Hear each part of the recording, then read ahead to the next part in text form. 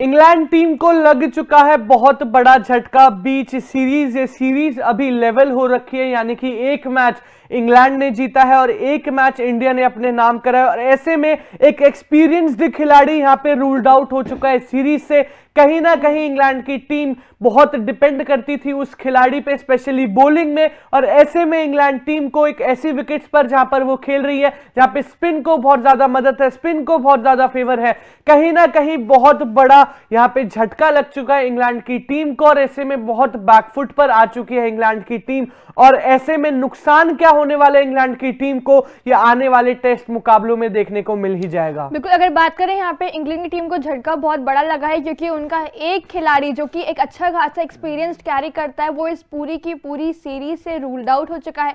इस सीरीज से पहले बातचीत हो रही थी कि सिर्फ 2-3 खिलाड़ी जिन्हें एक्सपीरियंस है इंडियन पिचेस पे खेलने के, जिसमें एक जेम्स एंडरसन थे, मार्क वुड थे और उसके अलावा खिलाड़ी जैक लीच थे। लेकिन हमने देखा था कि पहले टेस्ट में प्रदर्शन दिखाने के बाद जैक लीच इंजर्ड हो गए थे। दूसरे टेस्ट के मुकाबले में उन्हें रिप्लेस करा गया था टॉम हार्टली से और वहां पर नहीं खेलते नजर आए थे। लेकिन अब यहाँ पे अगर आपको बताएं तो जैक लीच पूरी की पूरी सीरीज से ही रूल्ड आउट हो चुके हैं अपनी इंजरी के चलते। अब हमें आगे इस पूरी सीरीज में खेलते हुए नजर नहीं आएंगे। उनका एक्सपीरियंस बहुत ही ज्यादा मायने रखता था उनकी टीम के लिए।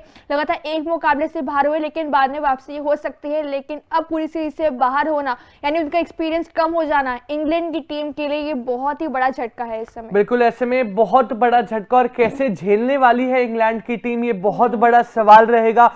क्योंकि इंग्लैंड की जब से स्क्वाड अनाउंसमेंट हुई है, जब से प्लेइंग 11 की अनाउंसमेंट हुई है, वहां पर बड़ा सवाल ये ही है कि इंग्लैंड की टीम ऑलरेडी एक ही पेसर के साथ उतर रही है, 3 स्पिनर खिला रही है, जिसमें से 2 डेब्यूटेंट स्पिनर हैं, एक है टॉम हार्टली और एक है रेहान अहमद। ऐसे में एक इकलौते स्पिनर जिनके पास थोड़ा बहुत एक्सपीरियंस था, जो भी एक्सपीरियंस स्पिन का था उन्हीं के पास था, जैक लीच, वो रूल्ड आउट हो चुके हैं सीरीज में। अब वो जो स्पिन का भार है वो और ज्यादा बढ़ जाता है बाकी खिलाड़ियों पे, और बाकी डेब्यूटेंट है कहीं ना कहीं। हालांकि कमाल का परफॉर्मेंस यहां पे रेहान भी दिखा चुके हैं, टॉम हार्टली भी दिखा चुके हैं, लेकिन बड़ा सवाल यह है कि जब वहां पे डिफिकल्ट कंडीशंस होगी, लेवल हो रखी होगी सीरीज, फंसा होगा मैच और बहुत सारा प्रेशर होगा, ऐसे में जहां पर सिर्फ और सिर्फ एक्सपीरियंस्ड खिलाड़ी ही परफॉर्म कर पाते हैं, क्या आपके यंगस्टर्स, क्या आपके डेब्यूटेंट तैयार होंगे वो प्रेशर झेलने के लिए?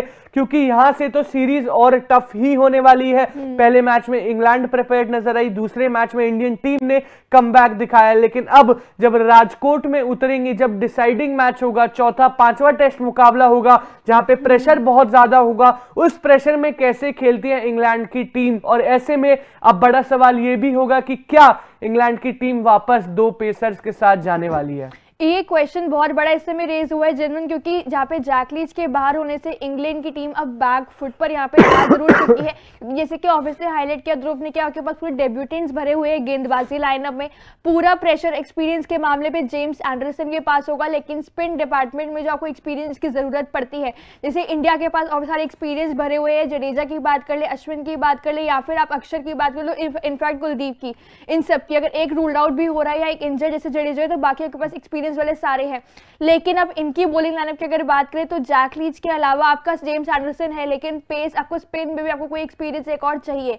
जहां पे जैक लीच से लगा था कि आगे आने वाले मुकाबलों में, तीसरे मुकाबले में एटलीस्ट चौथे में वापसी कर लेंगे, लेकिन पूरी सीरीज से बाहर होना दिखाता है कितनी मेजर इंजरी उनकी थी। और ऐसे में अब उनका बाहर होने से इंग्लैंड कहीं ना कहीं बैकफुट पे आई जरूर है, क्योंकि शुरुआत में बात यही हो रही थी कि हमारी बॉलिंग लाइनअप में जैक लीच और एंडरसन काफी मदद करने वाले, क्योंकि दोनों एक्सपीरियंस कैरी करते हैं, हमें टाइम टू टाइम मदद करते रहेंगे, बताते रहेंगे कि कैसे हमें गेंदबाजी करनी है, क्या चीजें करनी है। लेकिन जैक लीच का बाहर होने से वो चीज जो एक्सपीरियंस था वो कम हो गया है। तो आगे से बहुत बड़ी, क्या कहते हैं यहाँ पे, नुकसान वाली बात है इंग्लैंड के। बिल्कुल सही का मान्य। और ऐसे में टॉम हार्टली, रेहान अहमद, ये जो दोनों यंगस्टर्स हैं जिनके पास इतना एक्सपीरियंस नहीं है, जब प्रेशर सिचुएशन होगी तो ऐसे में जैक लीच की प्रेजेंस, बोल करे या ना करे, उनकी प्रेजेंस बहुत इंपॉर्टेंट थी फील्ड पर, इन खिलाड़ियों को बताना कि यहां से मैच आगे कैसे ले जाना है। इनफैक्ट शोएब बशीर के लिए भी, क्योंकि वो भी एक यंगस्टर ही है।